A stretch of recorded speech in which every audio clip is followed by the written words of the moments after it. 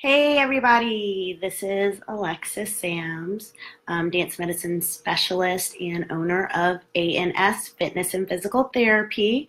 Just had a really cool Q&A chat with dance moms and supporters of dancers, and this segment is for you, the dance instructor, studio owner, and professional dancer.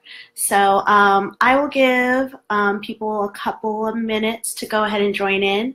I've already got some questions that were already sent to me ahead of time, but if anybody has any more specific ones, you can go ahead and start getting those in, and I'll make sure that I jot them down and try to address them during this session.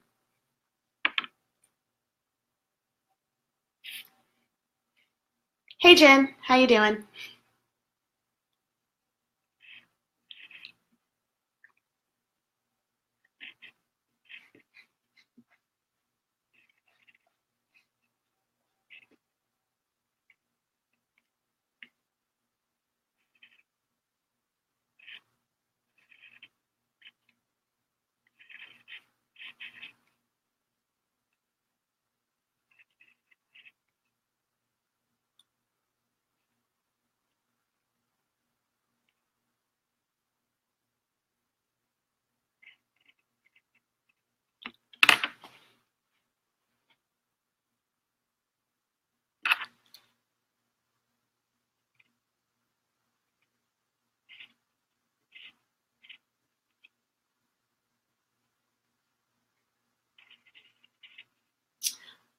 Alrighty, well, everybody knows that after the video's done or after the feed is done, it'll get posted. It'll be up on my personal page and it will also be up on my business page. So if you're not able to catch it, you can definitely tune in and check it out afterwards on Facebook. So again, this session is a little bit more focused on the teachers, but I know a couple of you parents have already tuned in. So hey, how's everybody doing? Hope you had a great day. And we'll just kind of go ahead and get started with a couple of things that have come in. A couple of people have posted some questions prior to starting, but I am going to start with a little bit of recap with what I talked with the parents about. Some of them asked questions about management of tendonitis, which I'm going to comment on during this session. Some of them also asked or had questions, of course they had questions, about stretching specifically for improving splits. So I'll kind of touch on what my perspectives are in terms of that. We talked a little bit about stabilization, and I missed a question in the last session, so I want to make sure that I get it covered. And it was kind of leading down the road of stabilization. But it was a good session, so I'm hoping that this one is going to be just as good and informative for everybody who's tuning in and everybody who will be watching the video later on. So let's go ahead and get started. My dance friend, Sonia, had a question. She said she had some dancers with hip and pre-existing back problems and just wanted a little bit of guidance on what she can do. I'm sure you're not the only one, Sonia. This is something that I'm sure teachers across all over the world have trouble kind of pinpointing what they can do. I think you probably already know that there is a big link between back and hip problems. They literally are connected.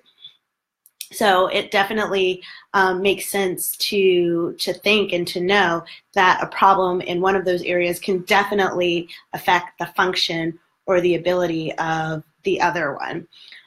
So in terms of pre-existing back problems influencing the hip, they both can equal pain, they both can decrease mobility, they both can limit execution of dance movements with proper technique. And the first thing that I would say is work on getting a very good strengthening and stabilization program created.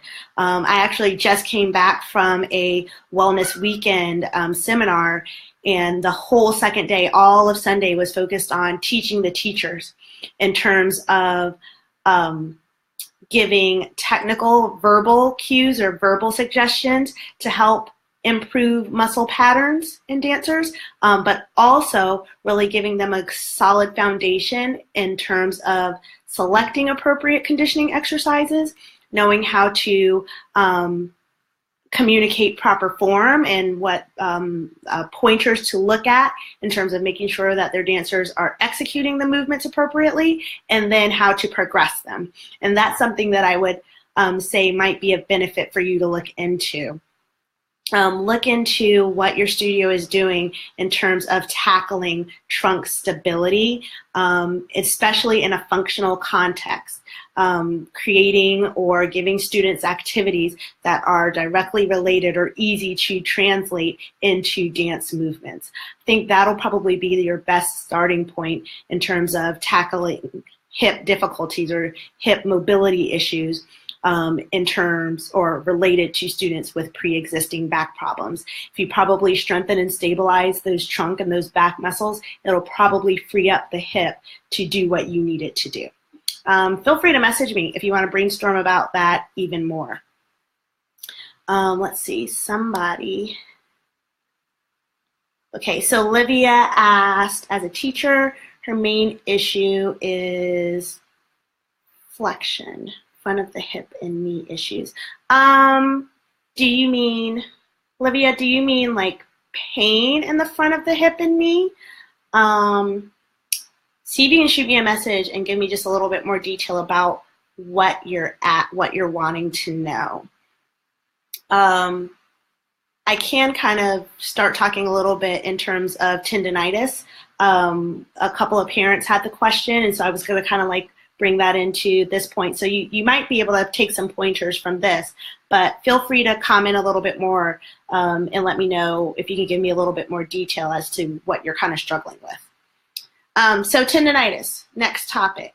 I think everybody knows, students complaining about hip flexors and knee pain. Okay. Two separate things. In a nutshell, knee pain, knee is the connecting joint between the ankle and the hip. So and I'm pretty sure you know this, I know we've chatted about things before. So I would definitely take a look at what their hips are doing in terms of stability. Look at how quickly they might tire out in a fire hydrant exercise to see kind of how stable or how strong their hip is acting. See kind of how early they tire out in a plank, because that might give you an indication to their trunk stability. Both of those things, trunk and hip stability, usually in dancers, trickle down into knee pain. Other things that can kind of complicate things, if kids are in a growth spurt, they might get that below the kneecap pain as their quad muscles start to lengthen and grow, as their thigh bones start to lengthen and grow, but their quad muscles don't stretch out at the same speed. So if you have kids complaining of pain in both knees, you might want to talk about, ask their parents if they're having a growth spurt. Getting back to tendonitis, sorry guys. That's my cat. So getting back to tendonitis, managing inflammation of the tendons, especially usually occurring where the tendon and the muscle tissue meet. Heavy hitters to consider, decreasing the pain, but also realizing that pain is not the problem, especially if you guys have read my recent blog. Making sure that you kind of dig a little bit deeper, working with a physical therapist or a dance medicine specialist to see if you can identify the cause of what was making that pain in the first place. I would definitely look at joint mobility. I would also look at joint stability. The ability of the muscles around the joint to contract and stabilize that joint. Oftentimes it causes one muscle to overcontract or overwork, and that's usually the muscle that is experiencing the tendonitis issue. So if you haven't already, or you're not kind of in the frame of mind of looking in the joints, the actual joints, and also consider the joints surrounding a certain area. So in terms of, for example, Achilles tendonitis, which is what we talked about with the parents. Achilles is in the back of the ankle, but you might also want to look at stability of the joints within the foot, and also look at knee, hip, and probably low back stability. So look at their fire hydrant, look at their trunk.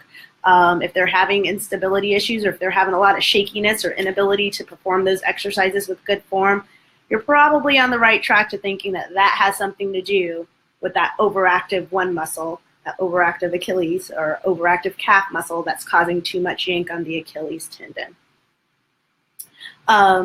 So just to kind of piggyback and recap what you were asking, Olivia, knee issues, single leg or single knee issues, I would definitely look at the hip and the back, look at the fire hydrant, look at the plank, see if they tucker out real fast. That's probably having a significant effect on the knee.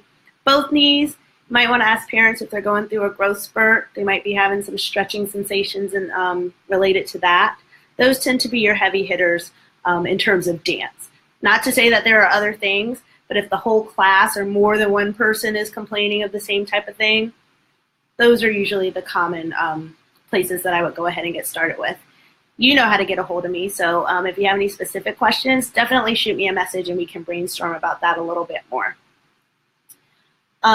Growing pains, I did want to touch on that just a little bit more. They exist. There, I said it. I wrote a blog about it a few months ago.